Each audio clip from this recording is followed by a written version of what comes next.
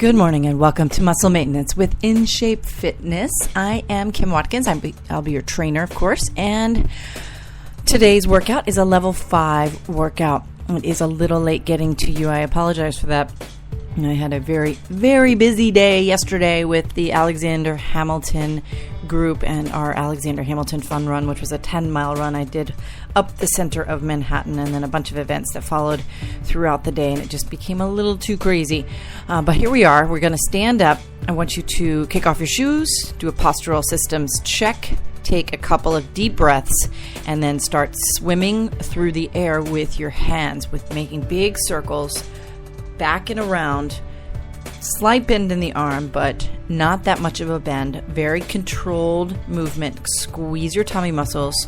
Contract the muscles in your legs. Your feet should be touching, toes and heels together. And your tailbone should be tucked in. Squeeze your glutes. You've got 15 more seconds. We're going to go through this workout pretty fast. It involves the same 6 moves that we've done all week with that highest level of difficulty added. In most cases, there's going to be some element either of jumping or some compound component to the exercise, which means your heart rate's going to get up pretty quickly here, and it's probably going to stay up for the most part the entire time. And I'm going to try to get you out of here in about 11 or 12 minutes. So let's do some high knee marching for 30 seconds. Keep the back straight and swing your arms forward and back. Deep breaths in through your nose, out through the mouth. Focus on maintaining that rhythm throughout. Please don't hold your breath at any point. There are going to be intense exercises there. You really want to take advantage of the benefit that your muscles get when your respiration is also working at its highest level. Very good. Okay, now we're going to do power jacks. So these are jumping jacks at a double time sort of time, and you're going to move very quickly, not touching up at the top like you normally do with a jumping jack. You're going to bend your arms a little bit more, and you're still going to jump your feet out to about double shoulder width apart. And I want you to get started, landing lightly on the balls of your feet. Go ahead. Time is going now. And you are keeping your back straight. You are squeezing your tummy muscles to the extent that you can focus on that too. Very good. Okay, you're 15 seconds in. Keep it going. Push it out here. It's a Friday. This is your weekend workout, or the day before the weekend, which means you want to just don't feel guilty when you go out tonight, because I know you're gonna. Or at least do something relaxing, not focused on the demands of your life. Okay, now we're gonna do a squat. So plant your feet, shoulder width apart, pinky toes and heels in line. That's very important that your toes don't turn out. Your heels are supporting the majority of your body weight. You're going to sit down and back into an imaginary chair. As you come up this time, you're squeezing your glutes and you're pressing your heels into the floor, but you shift your body weight forward a little bit as you lift all the way up. Do a little jump, then land exactly in the same position with your feet, and then sit right back into the second squat. Okay, let's go ahead and get started. Inhale on your way down. Exhale as you lift up, and time starts now. Very good. Remember, there's no distinguishing sort of time point where you start one squat after you finish the previous squat. This is like all continuous one movement. You're going right out of the jump, right into the second squat. Right out of the jump, right into the next squat. And you've got 10 seconds. You're doing great. Okay, 5 seconds.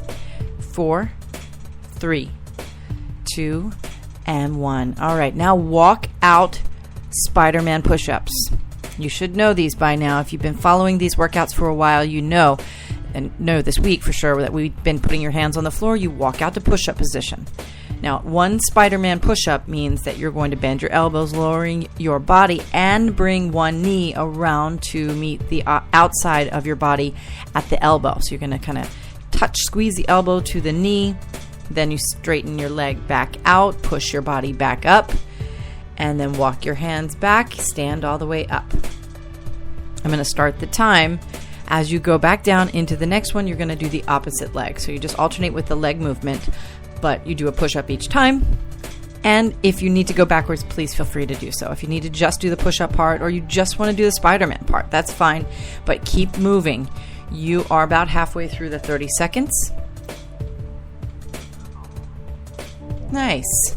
These are hard. It's changing the direction of your movement that confuses your heart and therefore keeps it pumping at that accelerated rate.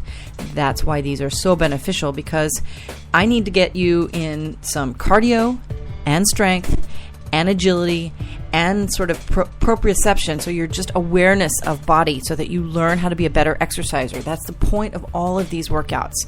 Okay, stand back up for me, or finish the one that you're on, and then you're going back to the floor. We're going to do tricep push-ups now, and you might want to do these on your knees if you want, but in this case what you're going to do is you're going to bring your arms really, really tight in towards your body and keep the elbows, as you bend your elbows and lower your torso, you're going to keep your elbows super close to the rib cage. All right, let's go ahead and start these. Go ahead. I don't know where that came from. All right. Inhale as you bend the elbows, as always. Exhale as you push back up. If you're on your knees, which is totally fine, I do these on my knees as well. Just make sure you make a 45-degree angle between the thigh and the floor. You want the butt down because that's the engagement of your abdominal cavity as a unit. That's where that plank sort of condition starts without even your choice. You have to use your core as a unit. And so all of those muscle layers are contracting isometrically, and that is a plank. So push-ups are really advantageous for that very reason. And push-ups on your knees, totally valid in terms of that condition, that element of the contraction. It takes place on your knees. It's just not quite as severe. Okay. Now we're going to do one-legged hip dips. So turn your body over, get yourself into a hip bridge position. Your head is on the floor, your back is on the floor, your hands are down by your sides, your feet are on the floor, pinky toes and heels in line with your feet shoulder width apart. Lift your hips up. Take a deep breath. Now lift up the left leg. For 15 seconds, we're going to dip down and press up. Make sure that the right foot is on the floor completely. You use all four corners of the right foot. Okay? Down and up. 15 seconds. Inhale as you lower your body. Exhale as you push up or press up. It's not really a push up because you're actually going, it's up. Whatever. You know what I'm doing. All right. Now let's switch legs. So now your left leg is going to be on the floor. Lift the right leg up into the air. Make sure that the left foot is in the right position with the pinky toe and heel in line, and lift, or lower down rather, and lift up. And that's 15 seconds on this side. One move after this, a straight leg crunch, and then we'll take a quick break and then do the flow set. Very quickly we're going through and doing that flow set.